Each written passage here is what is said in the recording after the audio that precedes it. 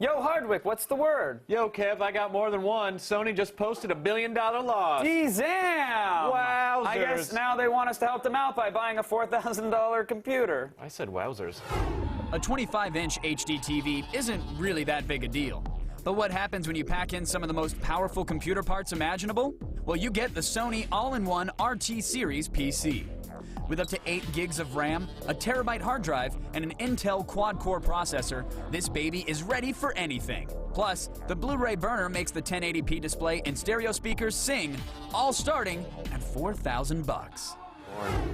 All right, so when you think of the all-in-one desktop computer, I mean, I look to iMacs and other devices and say, okay, it should be space-saving, should be a little stylish. Yeah. Does this one live up to our expectations here? It's pretty cool. Now listen, it's only about 9 inches thick with the stand, and all the ports are on the side, which makes its size just as convenient as the HP all-in-one we saw a few days ago. The difference is really only in the appeal. I mean, this one looks much cleaner, and it's not as bulky as the HP. I mean, you and I talk about, like when you compare Sony and the Apple, let's say, you know, Apple is very curved and aluminum, and this, they are blocky, solid, Sony is very square, edgy, look at black. Look at the mouse. I mean, it looks like a 1970s prototype. But if you're into that styles, I was on that 70s show. Exactly. Well, it's also the kind. This is also a home theater PC. I mean, it's supposed to be. It's got a built-in TV, which is essentially 25-inch screen, HDMI ports. So.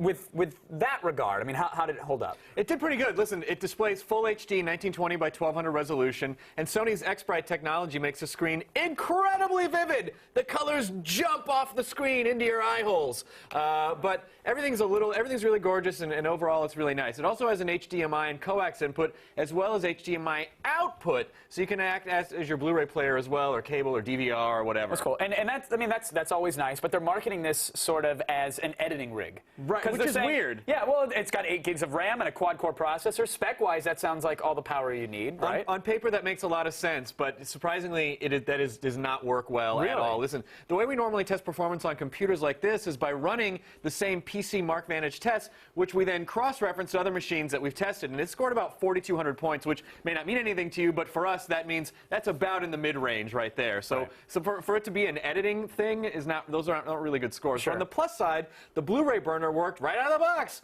And you would not believe how many of these that we see that have Blu-ray players that just take a dump on us. Right, so, right in play, or sort of the copy protection's not exactly. right. There's always something wrong. Would they have been better served as marketing this as a TV with a built-in Blu-ray player that just also happens to play Minesweeper so you can or something like that? Yeah, exactly. That looks like it has Windows on it. Yeah, because it's weird that it's so underpowered for what they're promising. But I guess you could forgive it if it were priced like an e-machine. But this thing is $4,000. It's pretty expensive, yeah. Is that a good deal, Chris? I got to say, it's really not. You know, back in October, we reviewed a desktop PC from iBuyPower, and that scored 1,000 points higher on our PC Mark test, and that's only $1,800. So we know you're paying for the design, and you're paying for the sexy Sony name. Oh yeah. But we still think it's actually a little too much. It just like using the basic computing was very laggy and slow. But again, you can see the Blu-ray right here is stunning. Right. But as a computer, it just isn't necessarily. Tape yourself on the non-existent built-in webcam and then burn it to Blu-ray and watch yourself having a terrible time with the product. It'll be slow on the front end, but then when you watch it, great, but again, wireless everything looks fantastic. It does look nice, but what are we giving it then? I mean, with the price tag considered,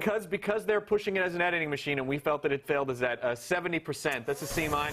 We really liked it. Hey, let's not all freak out. Don't start tipping things over. This isn't a Lakers game. Listen, we like the design and the fact that, but we can't get the computer part to work as well as we'd like to. So, for that price, we had to. I normally love Sony computers, but this is a little. It's a good idea. It reminds me of the early scanner, printer, fax machines when you mashed all those together in the beginning. They didn't quite work as well together. Right. So they'll sort it out at some point. Give this one time, at least let the price drop. But it's a good part. All right, that is it for the Gadget Prawn. Thank you, Sir Hardwick. Thank you. And remember, for even more of the latest news on computers and tech, check out g4tv.com/thefeed.